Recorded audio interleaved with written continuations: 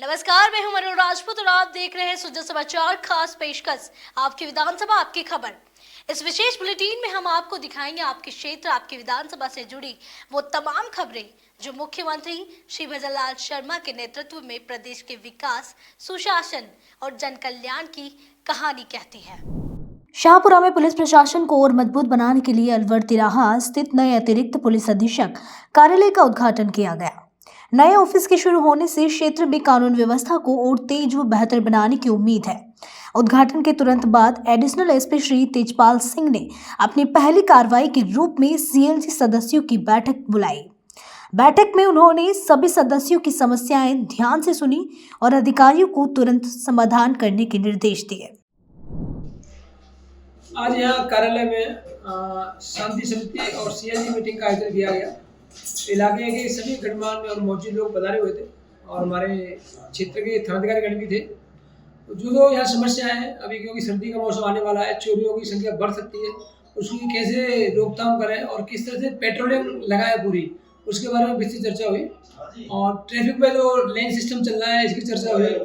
कस्बे में ट्रैफिक की स्थिति के बारे में भी चर्चा हुई और जो समाधान हो सकता है उस बारे में सुझाव मिले और उन पर कार्य किया जाएगा। मुख्यमंत्री श्री भजनलाल शर्मा के निर्देशों के बाद प्रदेश में अवैध मादक पदार्थों पर सख्ती बढ़ा दी गई है।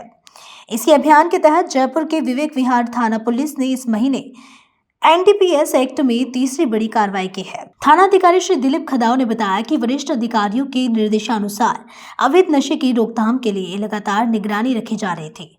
इसी दौरान पुलिस को सूचना मिली कि नंदवान गांव में एक व्यक्ति मोटरसाइकिल से अवैध मादक पदार्थों की तस्करी करने जा रहा है।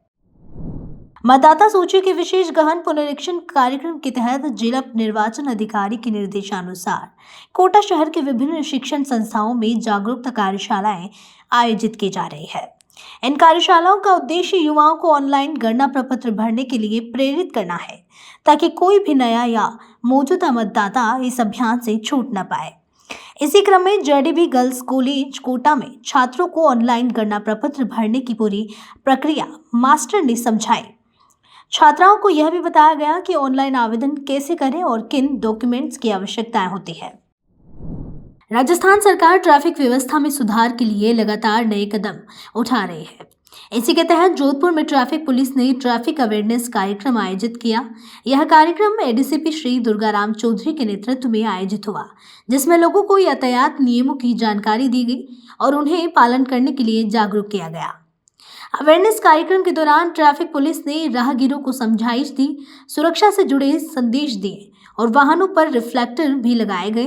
उन्होंने आमजन से भी अपील की कि वे अपने बच्चों को वाहन देने से पहले उन्हें हेलमेट, सीट बेल्ट, ट्रैफिक नियमों और सुरक्षा से जुड़ी हर बात जरूर समझाएं। साथ ही छोटे बच्चों को बिल्कुल भी वाहन न दें। यातायात के नियमों की पालना जरूरी है। इसको लेकर यातायात पुलिस लगातार अवेयरनेस के कार्यक्रम चलाती है और आज जोधपुर के मेडिकल चौराहे पर विशेष अभियान चलाया जा रहा है। लगातार पुलिस ये कहती है कि हेलमेट लगाएं, सीट बेल्ट लगाएं और रात्रिकालीन में जब निकले तो रिफ्लेक्टर भी लगाएं। किस तरह का अभियान है, राज्य सरकार की ओर से चलाए जा रहे अभियान है। आप लगातार अवेयरनेस के कार्यक्रम चलाते हैं, लोग उसके बावजूद भी क्यों नहीं मान रहे हैं, क्या कारण लगता है? पुलिस कमिश्नरेट जोधपुर, हमारे पुलिस कमिश्नर महोदय के निर्देशानुसार और ट्रैफिक डीसीपी एंड हेडक्वार्टर साहब और एडिशनल एडीसीपी ट्रैफिक साहब के नेतृत्व में हम प्रतिदिन यातायात जन जागरूकता कार्यक्रम करते हैं। कई बार स्कूलों में प्रोग्राम करते हैं, शिक्षण संस्थानों में, शहर के प्रमुख चौराहों पर, राष्ट्रीय राजमार्ग पर स्थित गांवों में, सभी जगह प्रोग्राम करते हैं ताकि लोगों में यातायात नियमों के प्रति जागरूकता आए और नियमों की ज्यादा से ज्यादा पालना करें। सर, अक्सर देखा जाता है कि बच्चों को लोग जो है गाड़ियां दे देते हैं, लोग समझते नहीं है या उनको जो है समझाने के लिए अक्सर पुलिस और ट्रैफिक पुलिस मिलकर जो अभियान भी चलाती है, फिर भी देखने को मिलता है ऐसा। क्यों? क्या बच्चे समझते नहीं है या लोग अवेयर होना नहीं चाहते? इसमें सबसे जो मुख्य बात है वो ये है कि खुद जो पेरेंट्स है वो ही इस मामले को लेकर के गंभीर नहीं है। वो जो इसके क्या खतरे हो सकते हैं, इससे क्या नुकसान हो सकता है, परिवार पे क्या फर्क पड़ सकता है, इसको लेकर के बिल्कुल ही अवेयर नहीं है। ये नहीं सोचते कि अगर ये घटना हो जाती है, मतलब आदमी हर जगह रोजाना आप न्यूज़ चैनल पर बताते हो, समाचार पत्रों में बताते हो कि भाई ये गंभीर घटना हो गई, ये परिवार बर्बाद हो गया, ये घर खराब हो गया, अगर ये चीज हर आदमी उसको अपनी जगह रख के देखे और सोचे कि अगर ये स्थिति उसके साथ में हो तो क्या बुरी स्थिति हो सकती है। बस बात, सबसे मुख्य बात ये है कि गंभीर नहीं है। अच्छा सर, देखने को ये भी मिलता है कि जब पुलिस दिखती है तो हेलमेट जो है पीछे लटका हुआ लगा लेते हैं, और पुलिस नहीं तो आगे जाके जो है उतार देते हैं। क्यों नहीं लोग अपनी जिम्मेदारी समझते हैं? क्यों नहीं जो है, कई बार आप लोगों की द्वारा समझाया जाता है, कॉलेज स्कूलों में कई संस्थानें हैं, यहाँ तक कि पेट्रोल पंप पर पेट्रोल भी नहीं देना चाहिए बिना हेलमेट के। ऐसा अभियान भी चलाने का कोई है सर? बिल्कुल, इस बारे में समय समय पर हम चलाते रहते हैं। अभी तो जैसे सड़क सुरक्षा सप्ताह के अंतर्गत विशेष तौर से अभियान चल रहा है। बाकी हमारी स्पेशल है वो रूटीन में भी ऐसे कार्यक्रम करती रहती है, स्कूलों में, चौराहों पर, हर जगह। और ज्यादा से ज्यादा हमारी कोशिश यही रहती है कि जबरदस्ती तो क्या है कि इतनी पुलिस भी नहीं है कि आप एक एक आदमी को रोका जा सके या उसको अटेंड किया जा सके। इसका मतलब यही है कि जितनी ज्यादा लोगों में खुद में अवेयरनेस आएगी, जागरूकता आएगी ना, तभी ही सही तरीके से ट्रैफिक नियमों का पालन हो सकेगा। बिल्कुल सही नियम का पालन तभी हो पाएगा जब लोग जागरूक होंगे। आप देख सकते हैं कि यहाँ पूरे तरीके से जो है ट्रैफिक पुलिस की ओर से और पुलिस की ओर से लगातार अभियान चलाए जाते हैं। अभी फिलहाल जब ऐसी चीजें होती है तो लोग कहते हैं चालान बनाने के लिए पुलिस सड़कों पर आ गई, जबकि लोग समझ नहीं पा रहे हैं कि यातायात का नियम पालन करना अति आवश्यक है। अगर छोटे बच्चों को आप गाड़ी दे के भेजते हैं तो उनको हेलमेट लगाने के लिए घर से ही पाबंद करके रवाना करें, ताकि बच्चा जब सड़क पर निकले तो हेलमेट लगाकर निकले।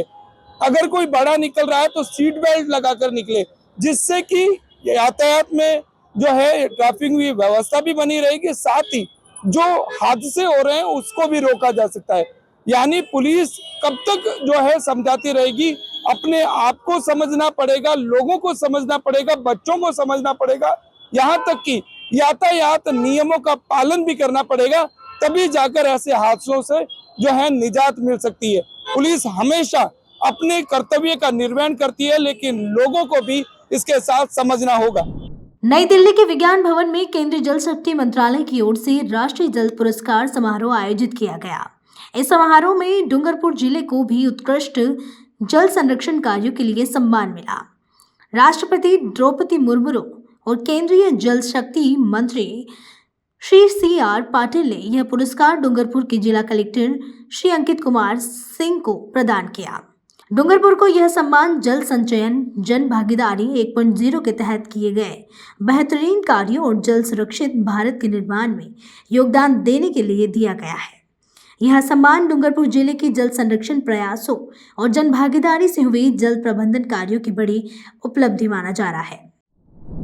बयाना उपखंड मुख्यालय के राजकीय उच्च माध्यमिक विद्यालय परिसर में सरदार वल्लभ भाई पटेल की 150वीं यूनिटी मार्च का भव्य आयोजन किया गया। कार्यक्रम के मुख्य अतिथि भाजपा जिला अध्यक्ष शिवानी दाइमा रही, जबकि अध्यक्षता बयाना विधायक रितु बनावत ने की।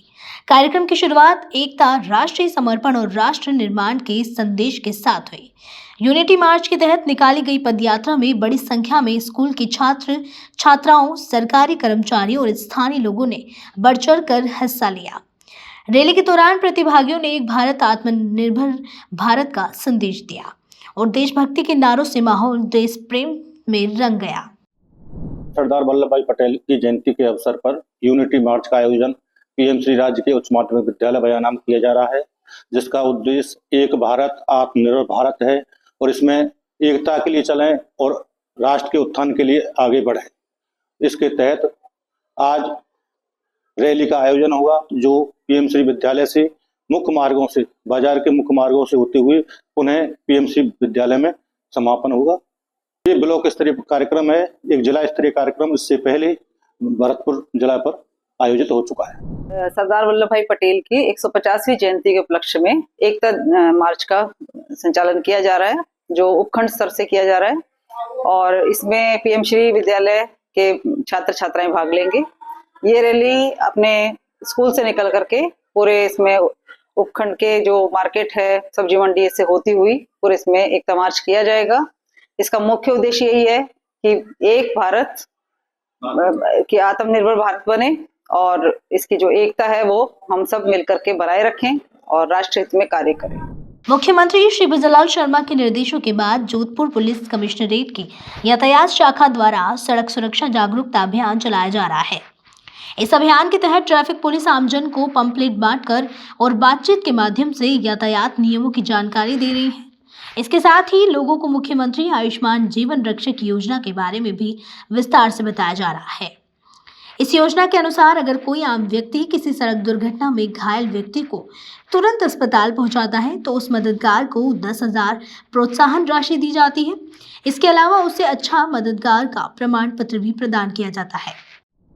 हमारे पुलिस कमिश्नर महोदय जोधपुर के निर्देशानुसार और traffic DCP headquarter and traffic और एडिशनल डीसीपी हेडक्वार्टर ट्रैफिक के निर्देशानुसार हम प्रतिदिन शहर में यातायात जन जागरूकता प्रोग्राम कर रहे हैं, विशेषकर स्कूलों में, शिक्षण संस्थानों में, कॉलेजों में, राष्ट्रीय राजमार्गों पर स्थित गांवों में और शहर के प्रमुख चौराहों पर जनता को जागरूक करें ताकि ज़्यादा से ज़्यादा जागरूक हो, नियमों की 100% पालना करें और एक्सीडेंट कम होने की मुहिम चला रहे हैं। विशेषकर नाबालिग बच्चों को वाहन नहीं चलाने देने के लिए helmet, seat belt, wrong side, गलत ओवरटेक और ओवर स्पीडिंग गाड़ी नहीं चलाने के लिए विशेष तौर से समझाइश की जा रही है। साथ में घायल व्यक्ति की तत्काल हॉस्पिटल पहुंचाने के लिए गुड सैमरिटन, अच्छे भले मददगार की योजना के बारे में लोगों को अवेयर कर रहे हैं ताकि एक्सीडेंट में घायल व्यक्ति को तत्काल हॉस्पिटल पहुंचाएं, उनकी हेल्प करें और मुख्यमंत्री आयुष्मान जीवन रक्षा योजना का पूरा लाभ उठावे।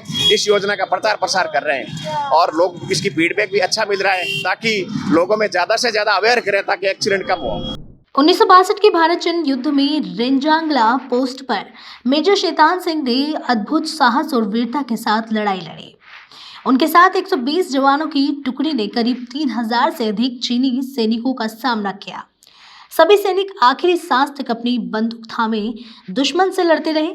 आज उनकी पुण्यतिथि पर पावटा चौराहे पर स्थित उनकी प्रतिमा पर सैन्य सम्मान के साथ पुष्पांजलि अर्पित की गई। सैन्य अधिकारी और जिला प्रशासन ने उन्हें पुष्प चक्र अर्पित किए और सशस्त्र सलामी देकर श्रद्धांजलि दी। यह आयोजन देश की रक्षा के लिए सर्वोच्च बलिदान देने वाले इस अमर वीर को याद करने और उनके शौर्य को नई पीढ़ी तक पहुंचाने का संदेश देता है। उपखंड मारवाड़ जंक्शन की पंचायत समिति कार्यालय में विकास अधिकारी श्री भागीरथ सिंह की अध्यक्षता में क्षेत्र की सभी ग्राम पंचायतों के ग्राम विकास अधिकारियों की महत्वपूर्ण समीक्षा बैठक आयोजित की गई। बैठक में प्रधानमंत्री आवास योजना, मनरेगा, SIR, पुनरीक्षण अभियान तथा स्वच्छता मिशन की प्रगति की विस्तृत समीक्षा की गई। विकास अधिकारी ने सभी अधिकारियों को योजनाओं के प्रभावी क्रियान्वयन के लिए आवश्यक दिशा निर्देश जारी किए। उन्होंने ग्राम पंचायतों में 100% उपस्थिति दर्ज कराने, राज्य सरकार की जनहितकारी योजनाओं की समयबद्ध रिपोर्टिंग सुनिश्चित करने तथा लंबित कार्यों को प्राथमिकता के आधार पर पूर्ण करने के निर्देश दिए। आपकी विधानसभा आपकी खबर बुलेटिन में आज के लिए इतना ही। फिर मिलेंगे नई खबरों के साथ। तब तक के लिए देखते रहिए शुद्ध समाचार। हमारे चैनल को लाइक, सब्सक्राइब और शेयर करना ना भूलें। धन्यवाद।